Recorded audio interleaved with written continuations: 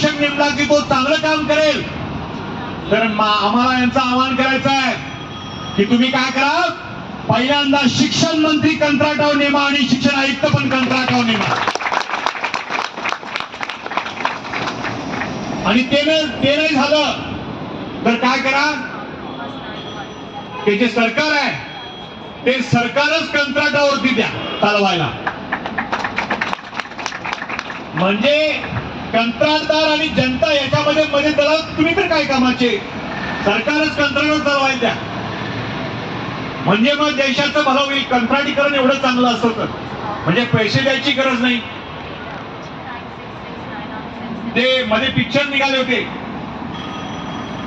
पिक्चरला स्टोरी नसते, स्क्रिप्ट नसते, तरी देखील पैसे घेऊन पिक्चर तयार केला जातात. कुठला, धर्मवीर 1, धर्मवीर पार्ट 1 आणि धर्मवीर पार्ट 2.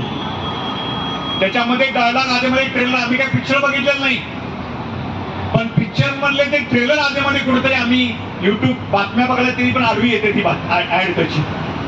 त्याच्यात येतं कोणतरी त्यांचे नेते जे आहेत आनंद दिघे वगैरे, ते म्हणतात कुठं आहे एकनाथ, कुठं आहे एकनाथ, कुठं आहे असं येतं ना डायलॉग. तर ती जनता आता म्हणते एकनाथ कुठं आहे, एकनाथ कुठं आहे, कारण जनतेला काय एकनाथ सापडत नाही. एकनाथ कशात बिझी आहे माहिती नाही, आणि दुसरा दीपक दिवा काय लावतो हे आम्हाला माहिती नाही. त्या दोघांनाही विचारण्याची गरज आहे की करताय काय तुम्ही, तुमचं चाललंय काय हे विचारण्याची गरज आहे. ज्या कारणासाठी यांना निवडून दिलं ते कारण काय ते करत नाही, म्हणून 2 इशारे द्यायचे. आचारसंहितेच्या अगोदर आमच्या या नियुक्ती पत्र हातात पडलं पाहिजे, म्हणजे प्रक्रिया आज उद्या सुरू झाली पाहिजे. 15 दिवस तुम्ही घेऊ शकता.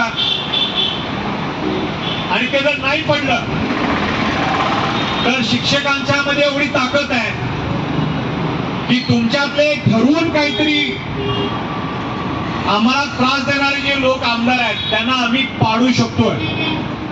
कारण आमची चळवळ काही फक्त शिक्षकांच्या पुरती मर्यादित नाहीये. हे सोशल मीडियाचा हत्यार आहे ना. लोकसभेची निवडणूक झाली, सगळे अधिकारी निवडणूक आयोग त्यांच्या बाजूने होता.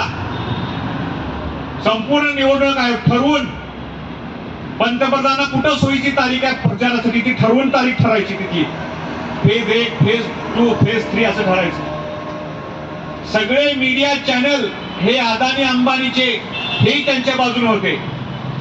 पण जनता आणि त्यांच्या बाजूने युट्यूबर जे आहेत, युट्यूबर हे फक्त काय करत होते, लोकांचा, बेरोजगारांचा, शेतकऱ्यांचा प्रचार करत होते.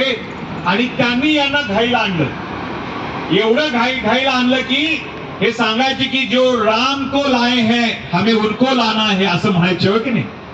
त्यांना काय सांगितलं आम्ही, रामाचा आणि तुमचा काही संबंध नाही आहे, जो राम को लाए थे असं म्हणत होते, पण जो अदानी को लाए थे हम उनको घर भेजेंगे असं जे अदानी बरोबर त्यांना घरात बसवायचं काम केलं ना. मग त्यांना आता आम्हाला सांगायचं आहे की जर लोकसभेचा हा फक्त ट्रेलर होता, पिक्चर अजून शिल्लक आहे. 3 राज्यांनी यांना घाईला आणलं. ती 3 राज्य होती, बंगाल, दुसरं राज्य होतं उत्तर प्रदेश, आणि तिसरं राज्य होतं शिवाजी महाराजांचा, फुले शाहू आंबेडकरांचा महाराष्ट्र. ट्रेलर मध्ये चाचपडायला लागले.